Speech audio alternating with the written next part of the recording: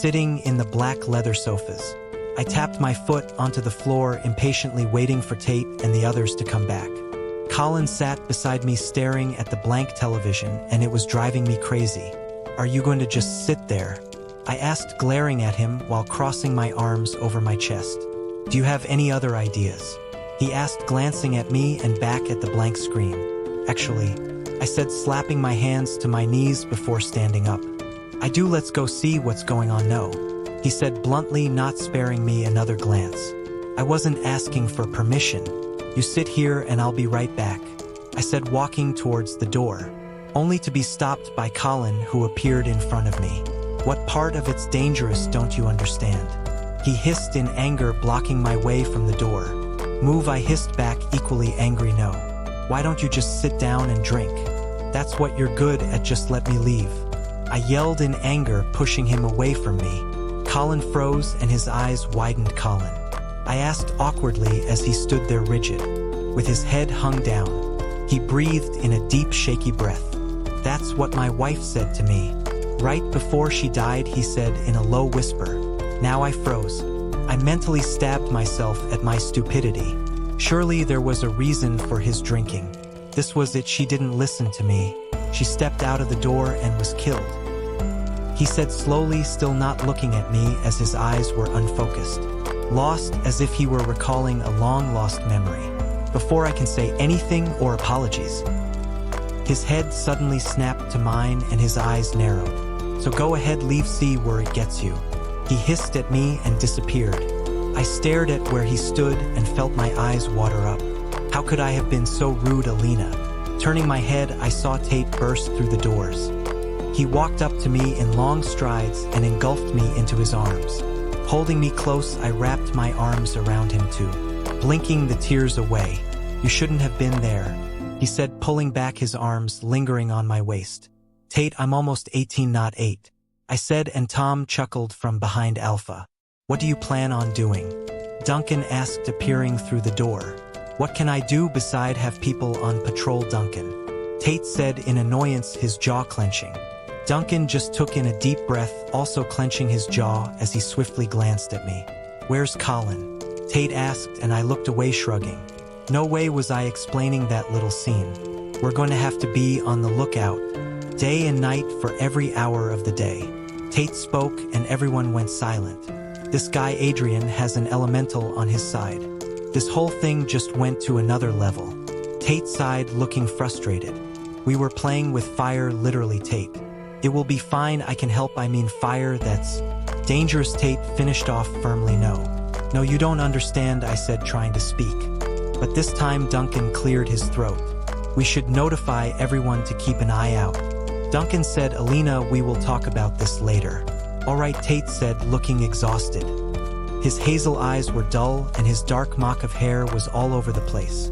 As handsome as he still looked, he didn't have the energy to process the information I was going to tell him. "Okay," I said simply. He leant down and placed a soft kiss on my forehead, making it tingle, before exiting the room with Duncan and Tom. Tom sent me a soft smile, which I gladly returned. Once I was left alone in the room, I slumped onto the couch. Thoughts raced my mind and I groaned as my head throbbed. My eyes wandered around the room and stopped on the vase full of water with one red rose with a long green stem. Lifting my hand up, I pointing it in the direction of the vase, and I swirled my finger in circles, making the water in the vase bubble up. I grinned and sat up straight, lifting my hand up higher, and the water in the vase lifted up and splashed onto the floor. Oops, giggling for a moment. I stopped when I heard creaking of the floorboards. Snapping my head around, I looked around the perimeter but saw nothing. Shrugging it off, I stood up and left the room. I entered through the main doors of the building and followed the route to the kitchen. Walking to the door of the snow-white-looking kitchen, I spotted Colin's hunched figure sitting on the stool. Walking closer, I went next to him and sat on the stool. "Colin, I'm sorry for what I said earlier," I said softly. Colin took a gulp of his drink and looked at me, smiling. "It's fine, Elina," he said, taking another gulp. "Everyone needs to let out their anger once in a while," he said, amused, his eyes glowing. Smiling, I nodded my head. "Yeah, I guess they do." I sat there silently for a few moments, watching him drink his alcohol. If that was his source of medicine, who was I to judge?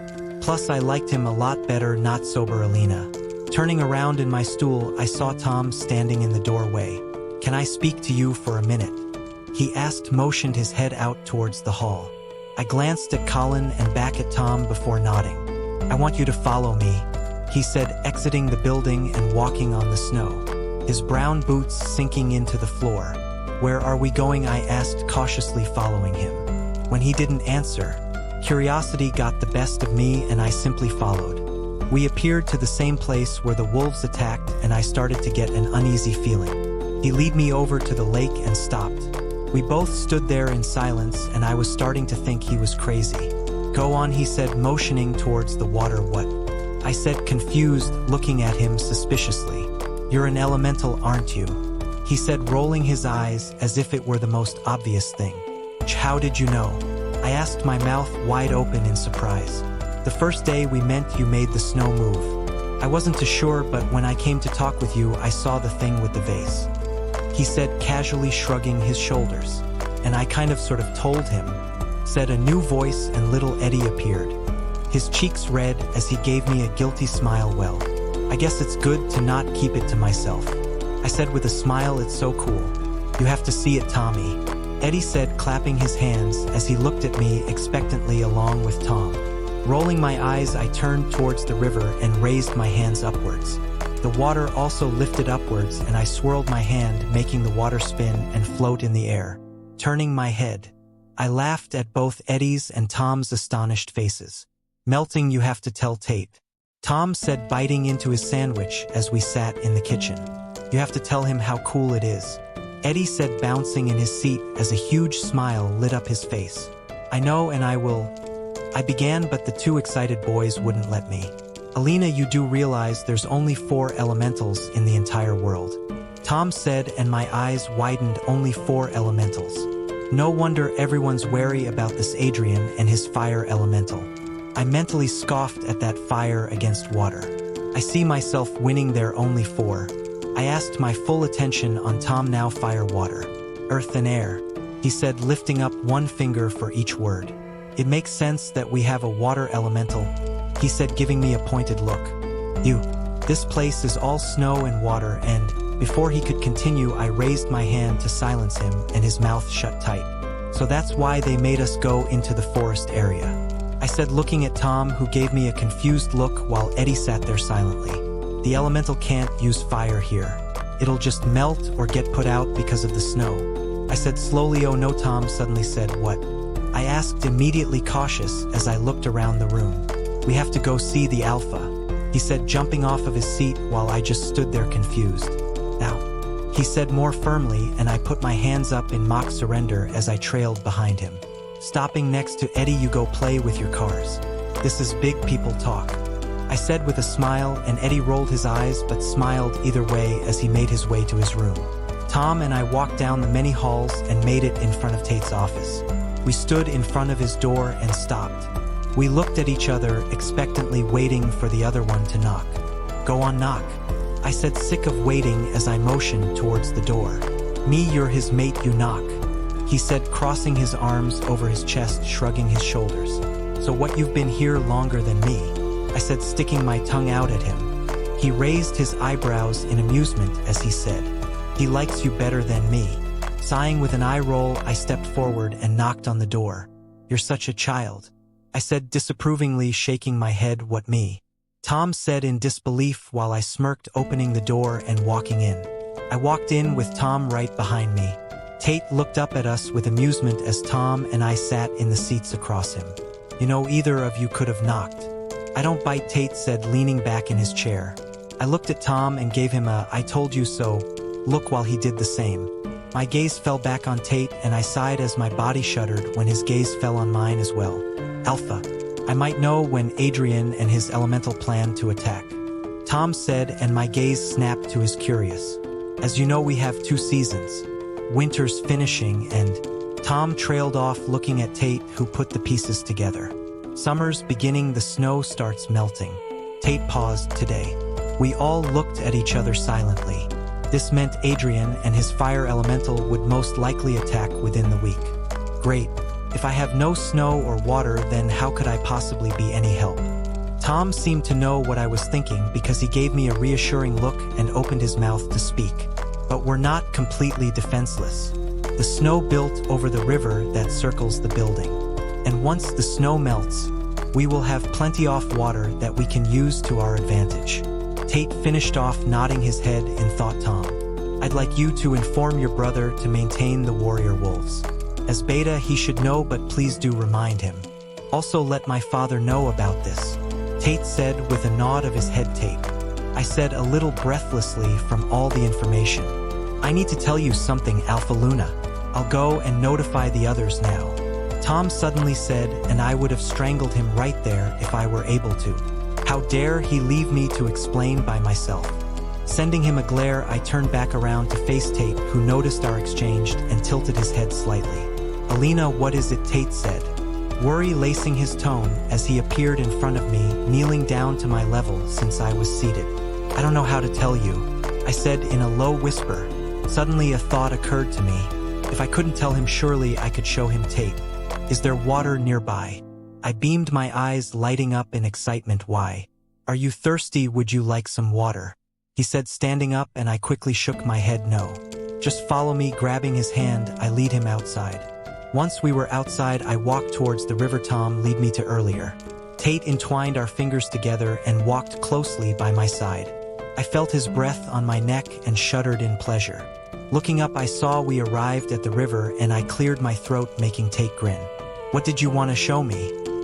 He said in that low masculine voice of his, and I had to stop myself from melting.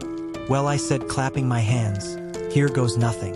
Turning towards the river, my back was faced towards Tate.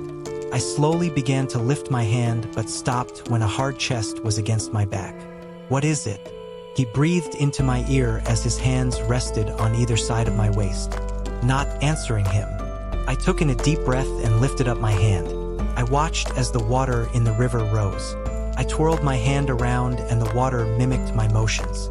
I couldn't see Tate's reaction, but I felt the grip on my hips tighten. Motioning my hands back down, the water went down, and I took in a shaky breath as I turned around ever so slowly. I held my breath as I waited for Tate to say something. My chest was flush against his, and he stared at the river while I looked into his hazel eyes. He sharply breathed out through his nose as his eyes found mine. You're an elemental, he said slowly, his words coming out as a question. Yeah, I guess I am, I said, tripping over my words. I just found out a few days ago, I said when he didn't say anything else, and I began to get nervous. I waited for him to say something, but he didn't. I can help. When Adrian and his elemental come, I can help, I said, and his eyes snapped to mine. I don't want you to help, he said, his jaw clenched and his arms wrapping around my waist even tighter. Why not? I asked, bewildered. He had a shot, an elemental on his side, to now they were even, and he didn't want me to help. Gee, that made a lot of sense. And risk you getting hurt, he said in a growl, and it made a million butterflies erupt in my stomach. Tate, I trailed off. No. When the fight takes place, you won't be anywhere near it, he said firmly, and I rolled my eyes. Nothing will happen to me either way, but it might to you and the other wolves, I said, placing my hand on his chest, rubbing soothing circles. Think about it, fire against water. Surely water will extinguish it, right? I said, and he stared into my eyes, listening. Everything will be fine, I said, smiling. He didn't say anything, but I didn't miss the slight nod of his head that made my smile widen. I kissed his cheek gently, and he gave me a breathtaking smile. Glass, I don't want anyone else to know. This isn't something a lot of people should be aware of. It's dangerous, Tate said, eyeing Tom and Eddie, who sat down looking up at Tate as they nodded their heads. Good, he said, smiling. After explaining to Tate about me being an elemental, he went on about how dangerous it might be. In all honesty, it was driving me crazy. How cool is this? My big brother's mate is an elemental. That's so cool, Eddie said with a wide smiling showing of his teeth as he bounced in his spot slightly. Yes, Eddie, it's very cool, Tate said, sighing, shaking his head, and I could only imagine what he was thinking. What am I going to do with him?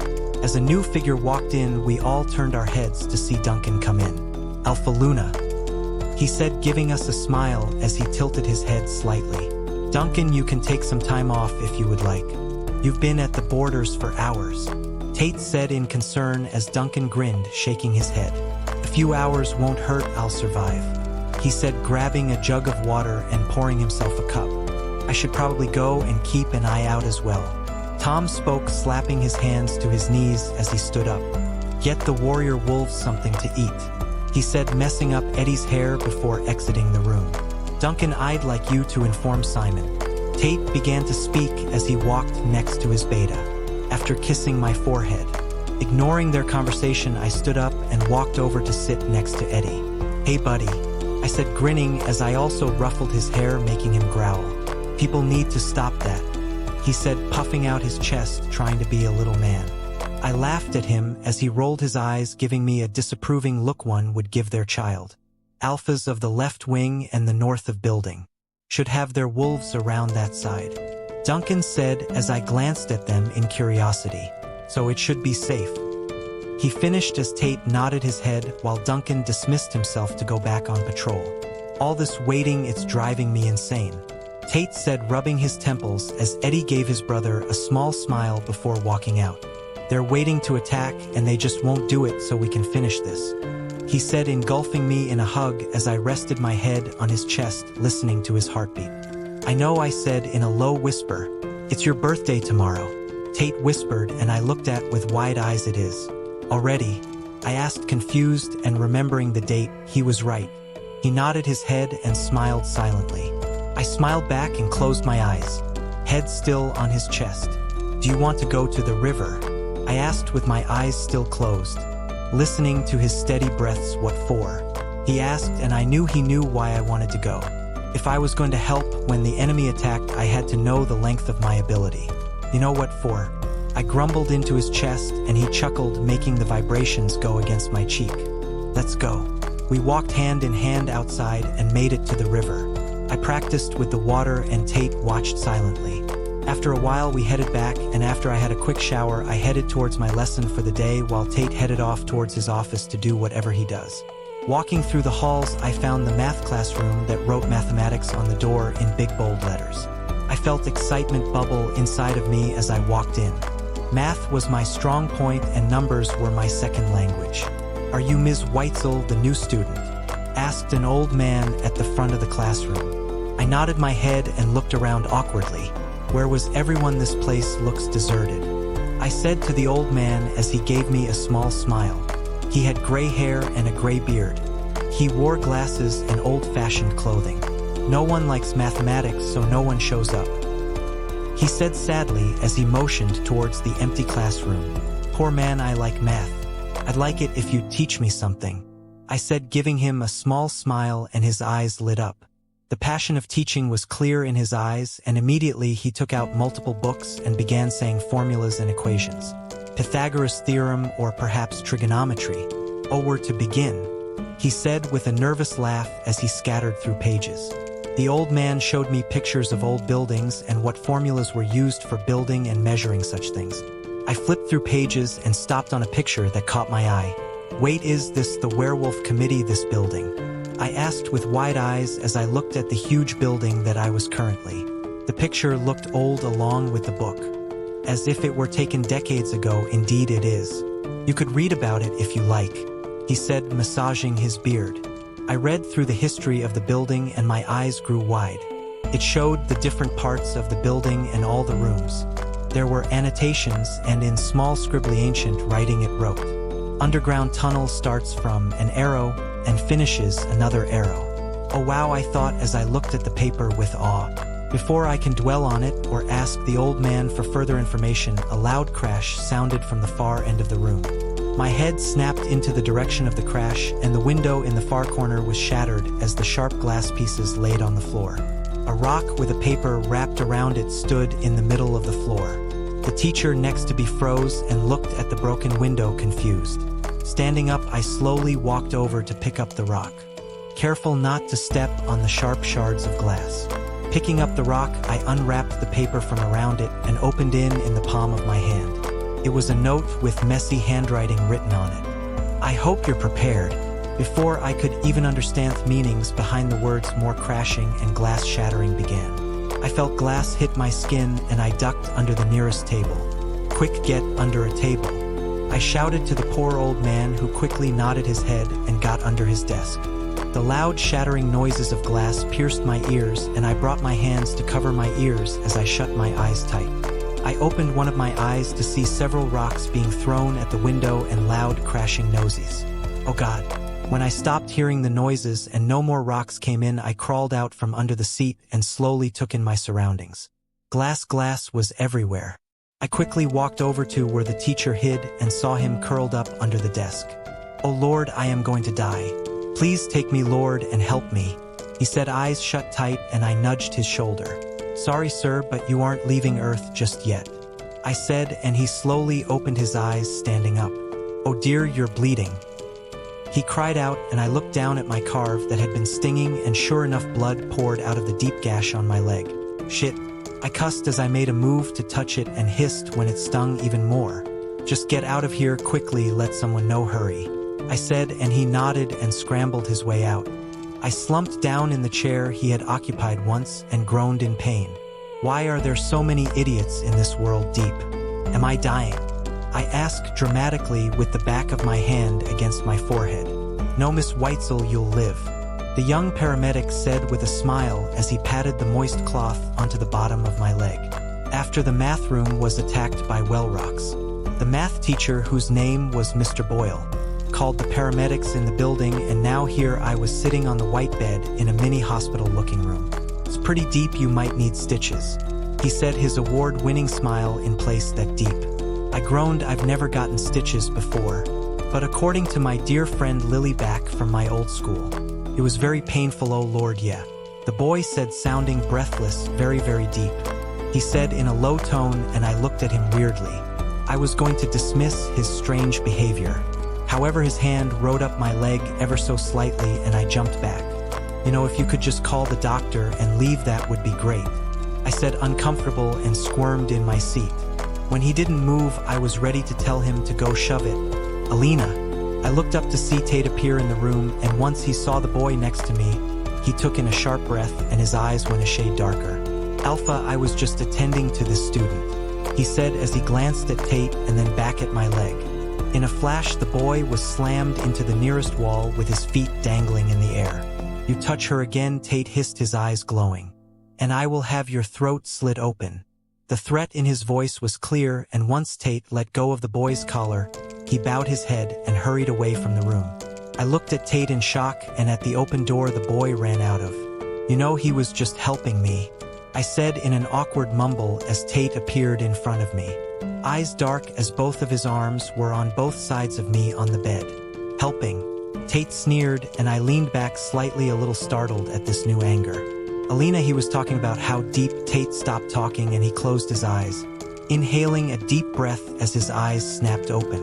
"I don't even want to think about it," he said, standing up and shaking his head. "So don't," I said with a shrug, and Tate gave me a flat look.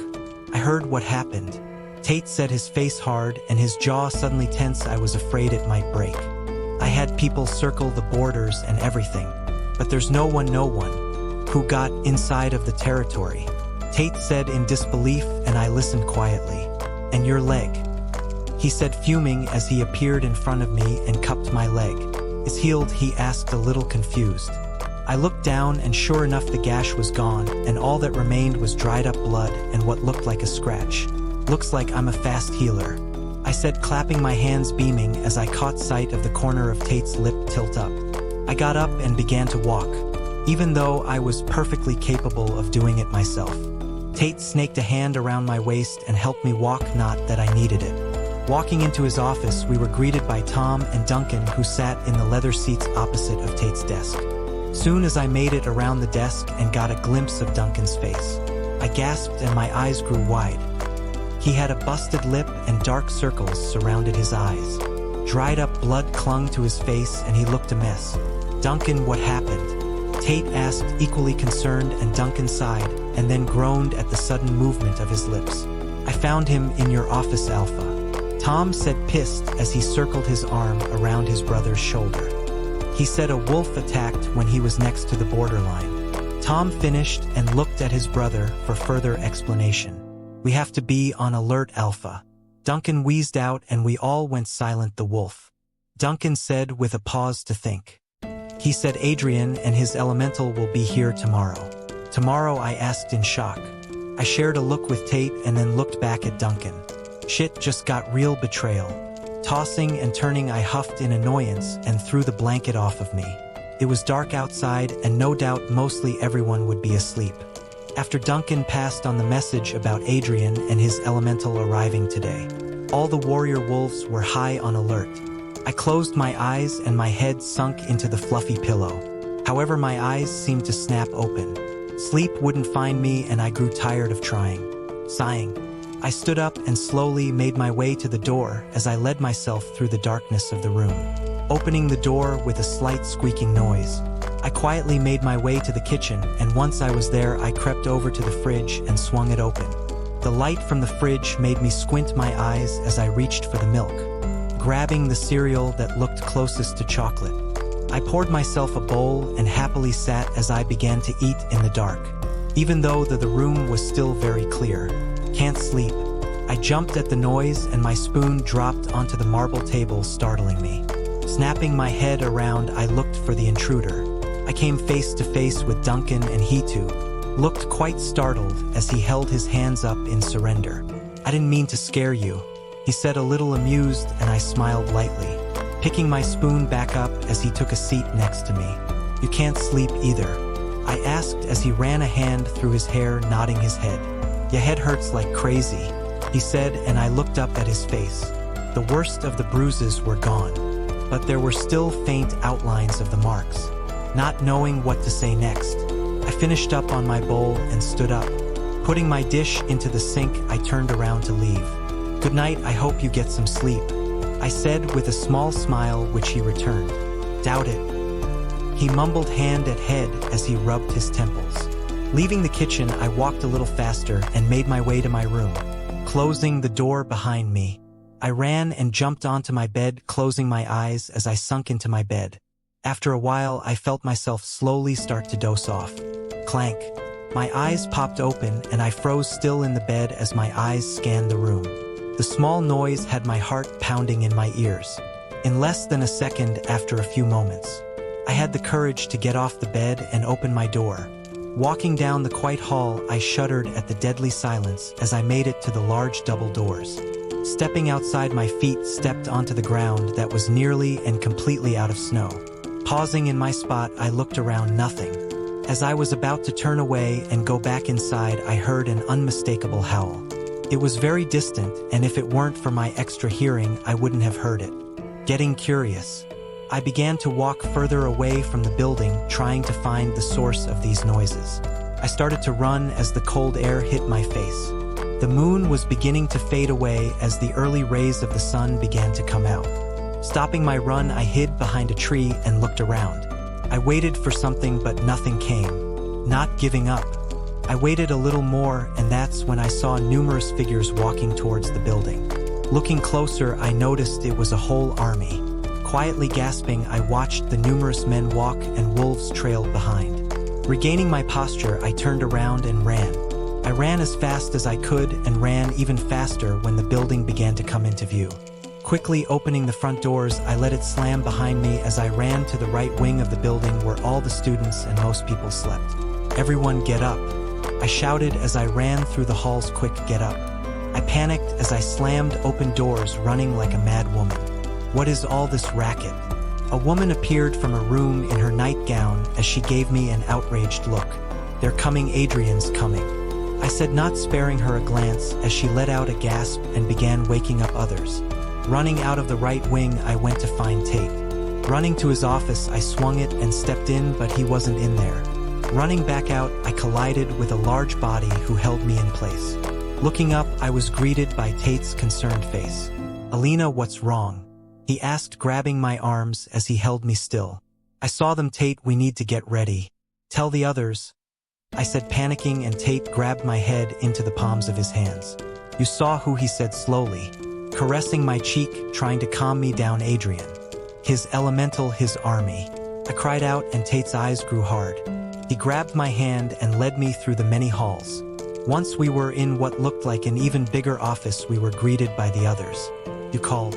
Colin said, sitting in a leather sofa drinking his beverage. "Alpha, what is it?" Tom said, barging into the room panting. "They're coming. Where's my father? Where's Duncan?" Tate growled as he paced back and forth. "Roger was with Eddie last. My brother's at the borderline," Tom said as he walked further into the room. "Thomas, tell the warrior guards around the border to call more wolves." Tate told him, and Tom was already out the door. "Colin, meet me at the perimeter. Let's see what these wolves want," he then told Colin, who nodded his head and left the room. "What about the families, the students?" I said, trailing after Tate, who cussed and ran a hand through his head. Suddenly a thought occurred to me, the tunnel, I know. I shouted and ran to where the people were. I heard Tate trail behind me as we made it to the right wing of the building. "All of you follow me," I shouted out to the mock of people who looked at me confused. Tate nodded his head at them, letting them know to follow me. Not everyone knew I was Luna, and I was grateful Tate trusted me with these people. Remembering the map of the building I found in the book with Mr. Boyle, I led everyone to the basement on the bottom floor. I opened the door and swung it open. I was greeted by a plan wall Elina. Tate trailed behind me as he looked at me confused. Ignoring him, I stepped into the tiny room and looked at the plan wall. There had to be a door here. Scanning the wall, I spotted a tear in the far left-hand corner. Reaching up, I pulled it down, and a perfect square shape of wallpaper ripped off, which also revealed a door. Pushing it open, it now revealed a flight of stairs. In there, I pointed at it, and the crowd of people didn't need to be told twice as they ran in at the fear of this Adrian. Once they were in, I warned them to stay in until it was safe to come out, and then closed the door. I walked out of the room, and Tate stared at me with a look of shock and confusion. "We have a lot to discuss later," he settled with, still confused, as we then made our way to exit the building. While walking, 1,000 thoughts raced my mind, and I tried to think of what to do. "I don't need to shift. We're gonna be near the river, so it should be fine," I said, speed walking, and Tate grabbing my wrist, making me slow down. "Elina, just stay out of their way, please," Tate begged as a look of worry crossed over his face. His hazel eyes dull. "We talked about this already," I said in the same tone. I lightly kissed his cheek, and he sighed, leading the way.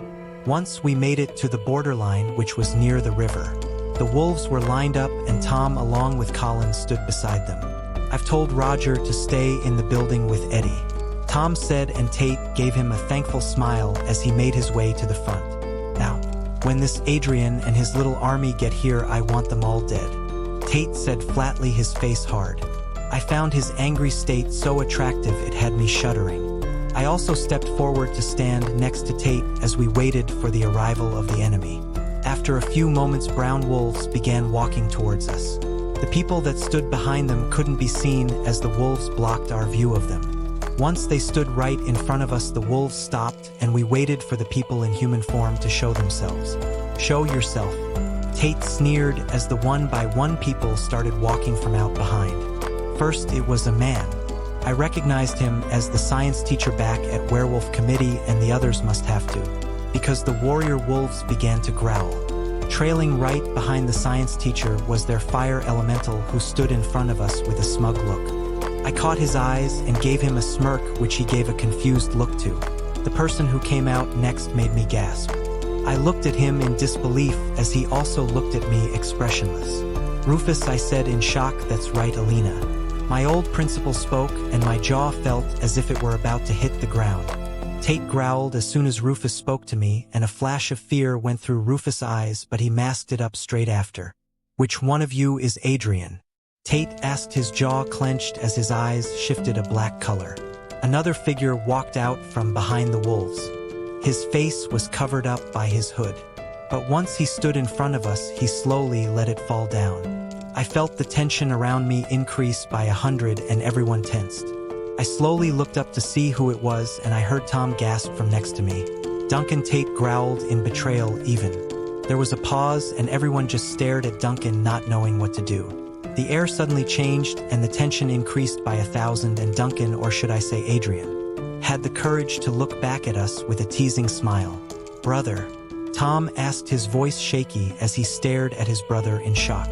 Duncan just glanced at him and looked away. While Tom stood there with wide eyes, "How dare you?" Tate growled and hissed through his teeth. His fists clenched as he took a threatening step forward. Duncan didn't move back, but laughed instead at Tate's attempt to scare him and wiped away a fake tear. "Do you really think you're in any position to intimidate me? I have an elemental. What could you possibly do to me?" Duncan chuckled while his little army snickered. That's when I started laughing. "Wow, you guys really are idiots," I said, laughing as Colin chuckled, making Duncan and his army confused. "I wouldn't say that, Elina," Rufus said, narrowing his eyes with a mocking look. "You weren't chosen to go to the werewolf committee because you were special." Rufus sneered, "Just a mere distraction," Duncan said, grinning, and Tom stepped forward and glared at his brother while I felt myself fume with rage. "You have no idea what you're getting yourself into." Tom spat and looked at Duncan in disgust. "Oh, but I do," he said, and his fire elemental took a step forward to stand next to him. "My army of wolves will now go inside and, well, perhaps kill everyone they can. I want this place wiped out," Duncan said, and it sounded like he had rehearsed it several times. I looked up at Tate, and it was obvious he was trying to hold himself from killing Duncan right there. His body was shaking with fury and his fists were tightly clenched. "Why?" Tate breathed out, his voice rough and lacing with venom. "Why, well, Alpha," Duncan said, empathizing the word as he said it with disgrace, making the warrior wolves growl like crazy. "I found Ryan here when he was a kid. Found out what he was and thought, you know what? I could put this to good use," he said, and I scoffed, making heads turn my way. "To good use? You really are insane," I said, shaking my head with disbelief. Duncan sent me a glare, and before he could open his mouth, Colin bet him to it.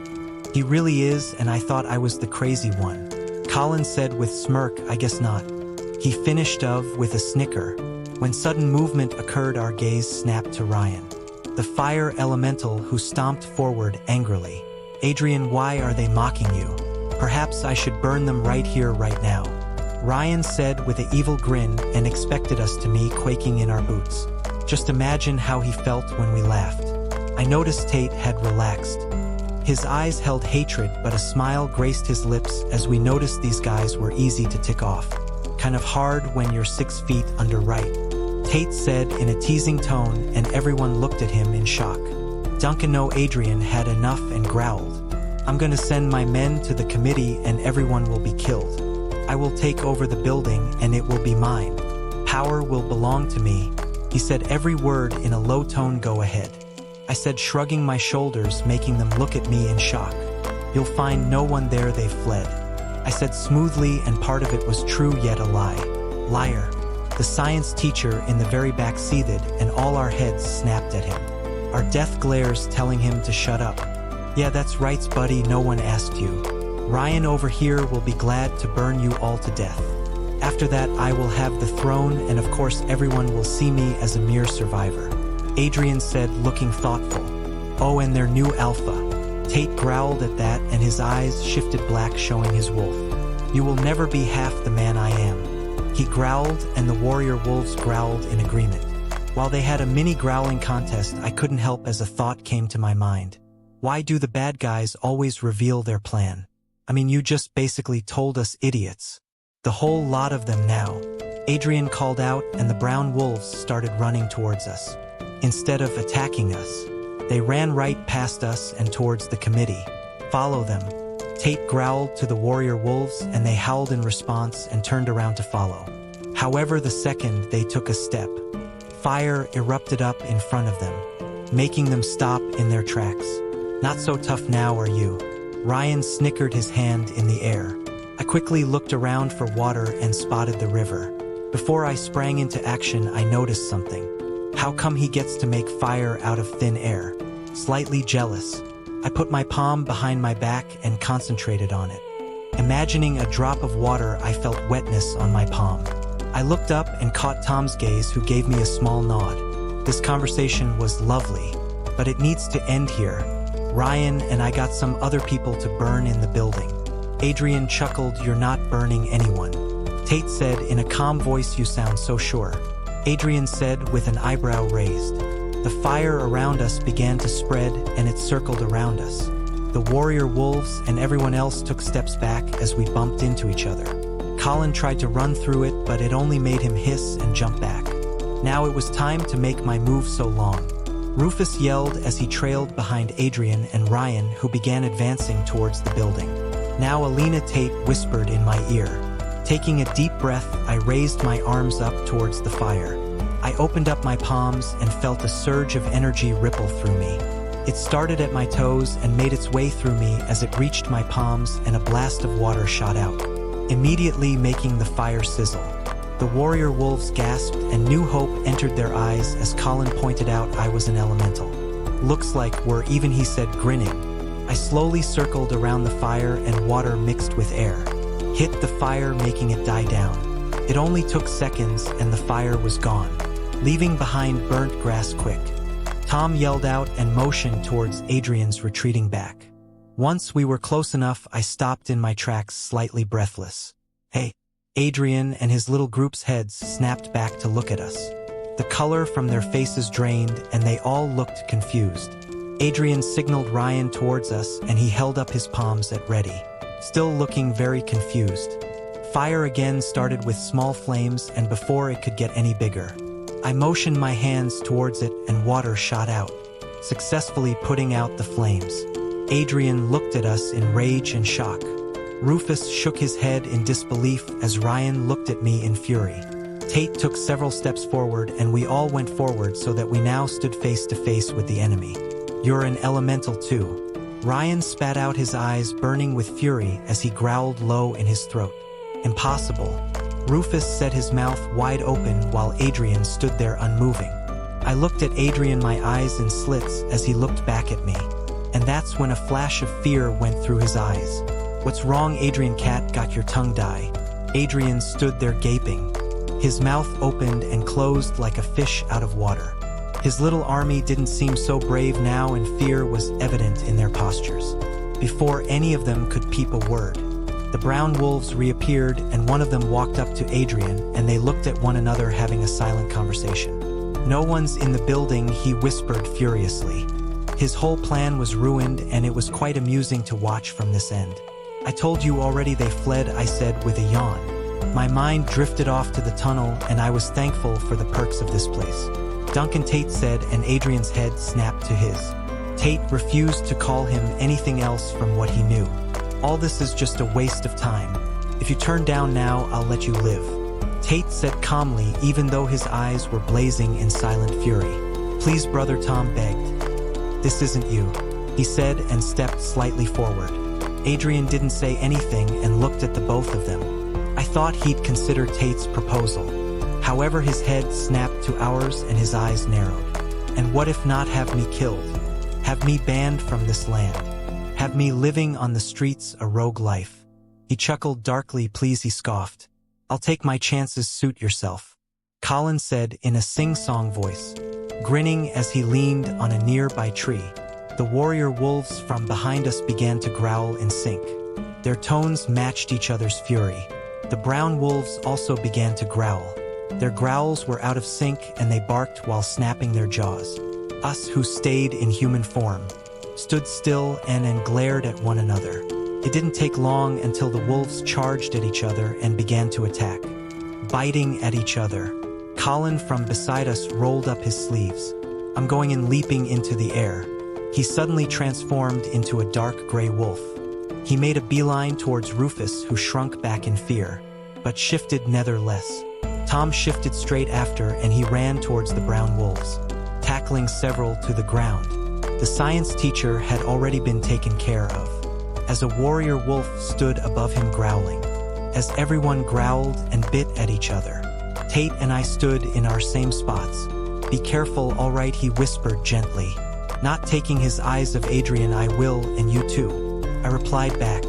Giving me a small nod, Tate shifted into his dark navy-looking wolf and ran towards an already shifted Adrian.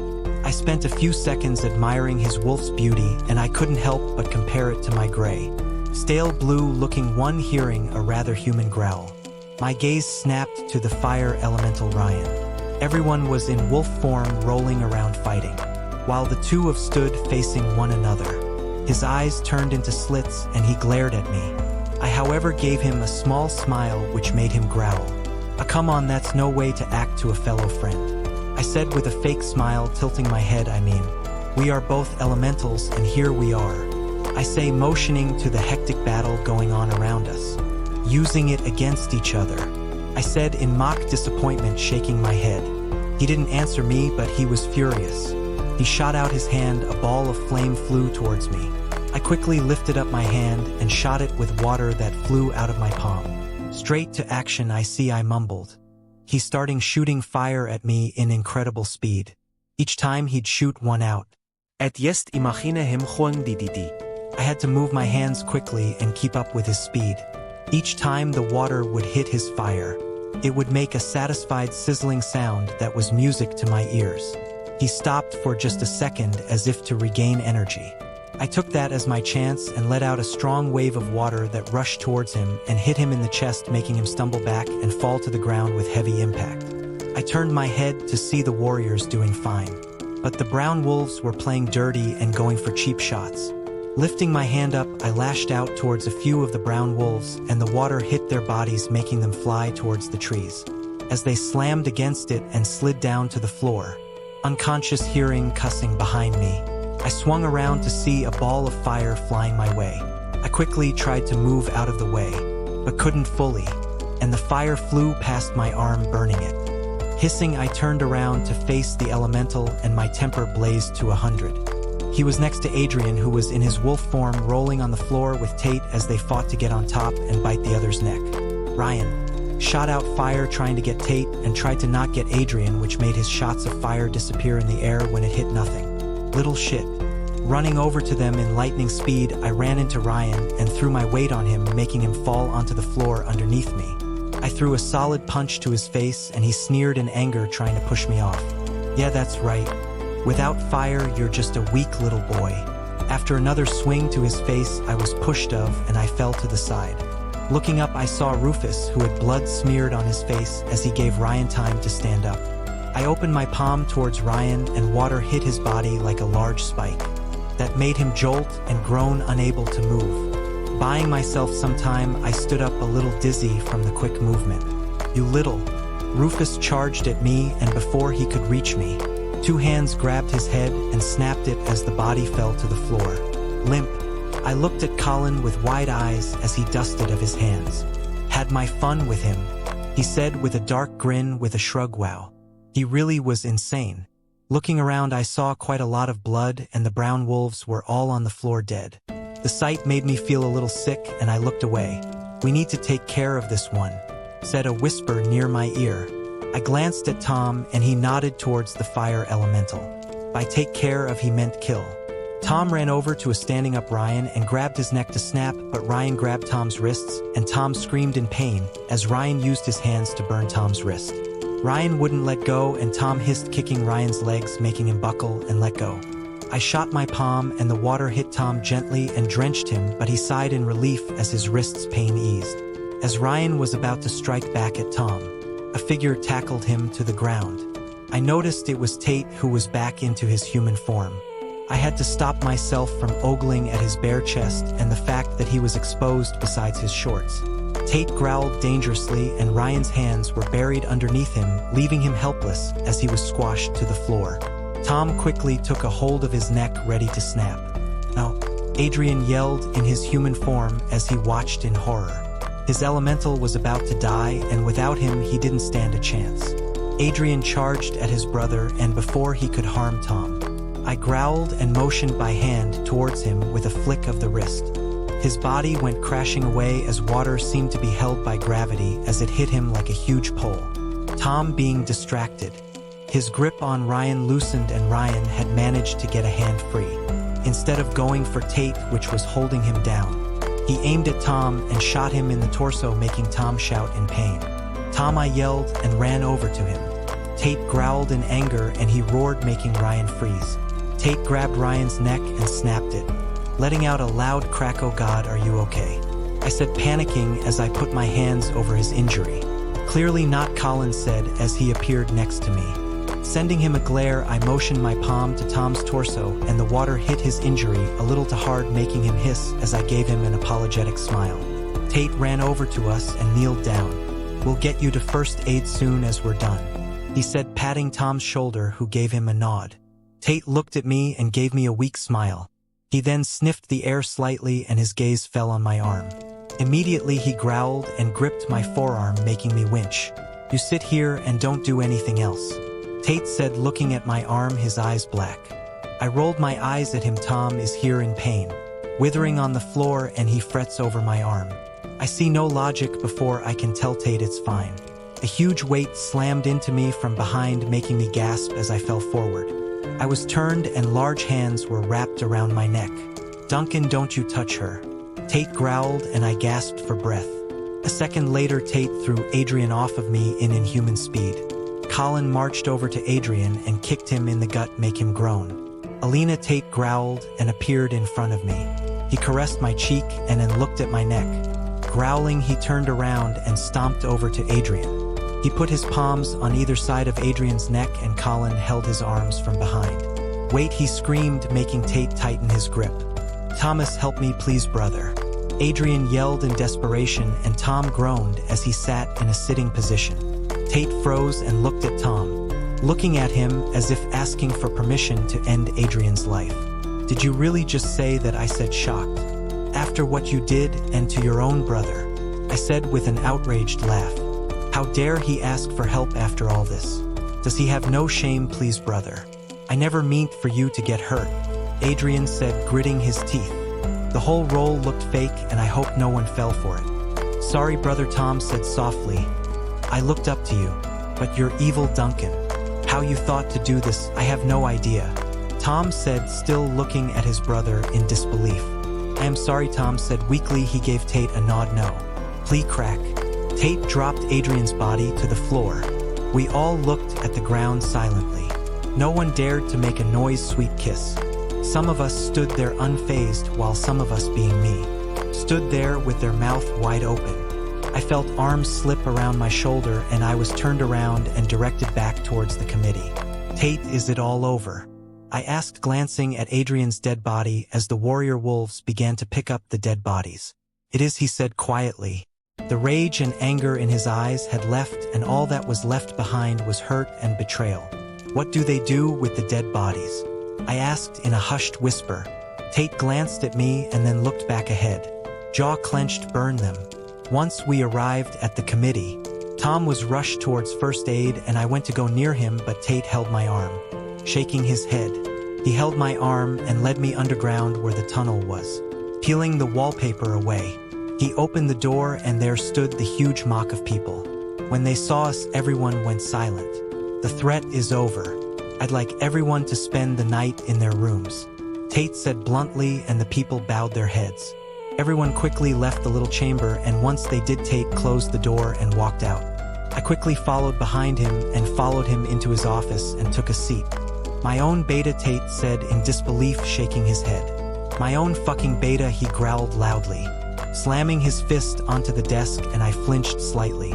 I rubbed my palms together and looked around the room uncomfortably. I haven't ever seen him so angry.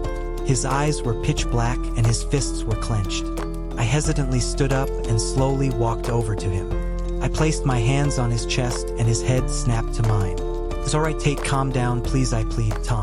Tom would make an even better beta, don't you think?" I said with a weak smile, and Tate ran a hand through his hair. As soon as I snapped Duncan's neck, Thomas had become beta, he said, sighing as he sat down on the nearest sofa. Tate buried his head into his hands, and his body was still slightly shaking from anger. The scene itself hurt me deeply, and I wanted, more than anything, to calm him down. I grabbed his hands, and he looked up at me confused. I placed myself on his lap, and I wrapped my arms around his neck, burying my head in his chest. After a second, I felt his arms snake around my waist and hold me tightly as he inhaled deeply. We stayed like that for a few moments, and I noticed how we never got to spend much time together. With Adrian in the way, we were never able to be true mates. But from now on, things would be different. "I'm sorry," I heard Tate whisper in my hair, and I leaned back slightly to look at him. "What for?" I asked, confused. "If you haven't noticed, but all this seemed to happen on your birthday," he said, looking at me, his hazel eyes slightly dull.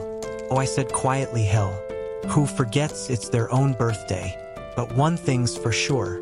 I wasn't forgetting this particular birthday anytime soon. But don't worry, Tate said, cupping my face in his hands, eyes glowing. The day's not over yet. Walking behind his desk, he pulled out what looked like a blanket, grabbing my hand.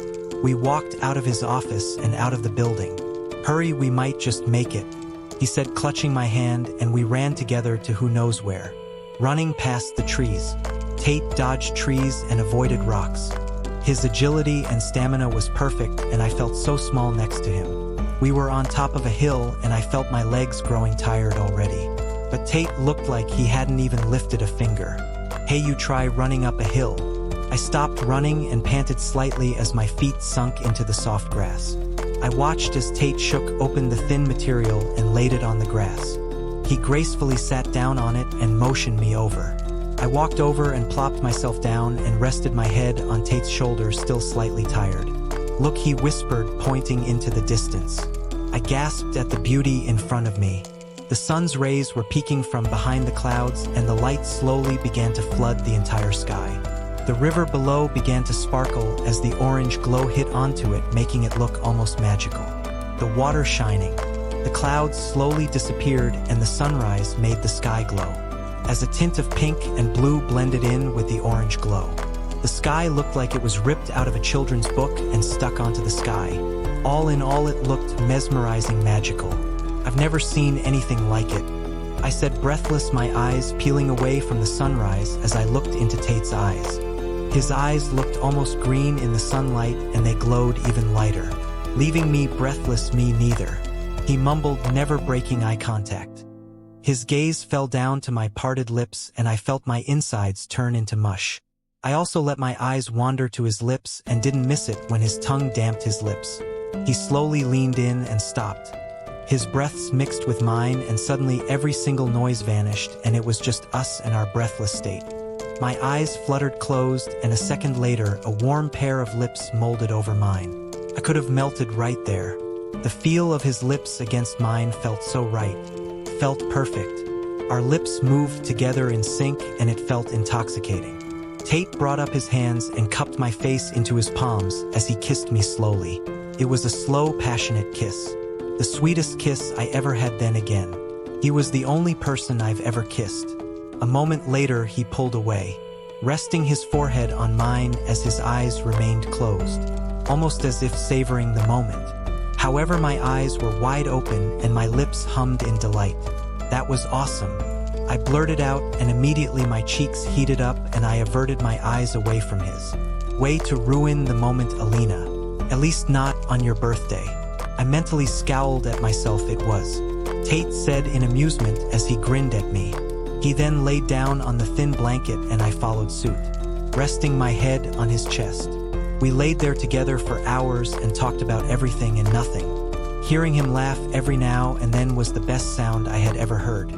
I was getting more attached to him by the second, and I didn't mind it. Before we even knew it, it was nighttime, and instead of staring up at the clouds, we now stared up at the stars. You're lucky, Tate suddenly said. I am, I said, propping up onto an elbow.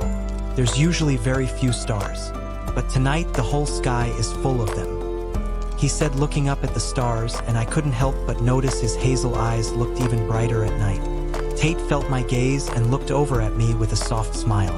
I wish it could always be like this, I sighed. With me it's possible, he said with a small grin. Aren't I lucky? I always get the romantic ones, I said with a roll of the eyes. I looked over at Tate, who sat up slightly, an eyebrow raised always. There were others before me, he said, trying to sound casual, but I didn't miss the way his jaw clenched and his eyes went a little darker. Oh yeah, I said, flicking my hand. There was, let's see, I said, tapping my chin. Well, there was Tony, Liam, Jake, Freddie. Oh, Freddie, he was always so sweet. I was cut of when I was suddenly on my back and Tate hovering above me. His eyes darker than the night sky. Oh really? Sweeter than me? Tate said in a low voice, and I shivered. No, none of them sweeter than you. Oh, but Toby, I began, but Tate growled low in his throat, making me laugh. I'm kidding, I said, grinning, and Tate leant down, stealing a kiss. Good flirting, edited by a sleepless, slightly unconscious mind. Both Tate and I walked hand in hand to the infirmary. Arriving at the closed door, I glanced at Tate, who gave the door a gentle knock before walking in with me in tow. Tom laid in the uncomfortable-looking bed, his slow, steady breaths visible by the rise and fall of his chest. "Is he asleep?" I whispered to Tate, who leaned down to give me my answer, but the now wide-awake Tom bet him to it. "Yeah, no thanks to you," Tom said, grumbling as he sat up. "What?" I was whispering, I said in disbelief. Tate chuckled and circled an arm around my waist as he pulled me closer to his body. "He was just kidding," Tate said with his head next to my ear, his breath fanning over my neck. "It wasn't very funny," I said with a small pout, and Tate grinned, placing his lips on mine for a second before pulling back, his grin wider. Tom let out a cough, and I blushed slightly, leaning away from Tate, which made him tighten his grip around my waist. "You know, I could leave. Give you guys a moment or two," he said, sounding more than happy to get out of bed as he threw the blanket off of him. "Nice try, Thomas. Get back in that bed," Tate said, narrowing his eyes at Tom. Tom froze with one leg on the floor and the other in the bed, groaning in annoyance. But now Tom sighed, but nevertheless placed himself back on the bed, closing his eyes slightly. "Yes, Alpha," he said, sounding like a little child getting scolded out. At the thought of child, I thought of Eddie and realized I haven't spoken to the little kid in a while. "Don't werewolves heal quickly?" I asked, tilting my head up towards Tate as I looked at him in confusion. "They do," he said with a nod, "but Thomas got hurt by an elemental," he said with a pause. "It's different." I nodded my head and then glanced at Tom.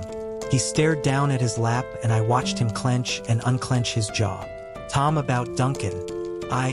I began, but he lifted his hand up slightly as if to silence me.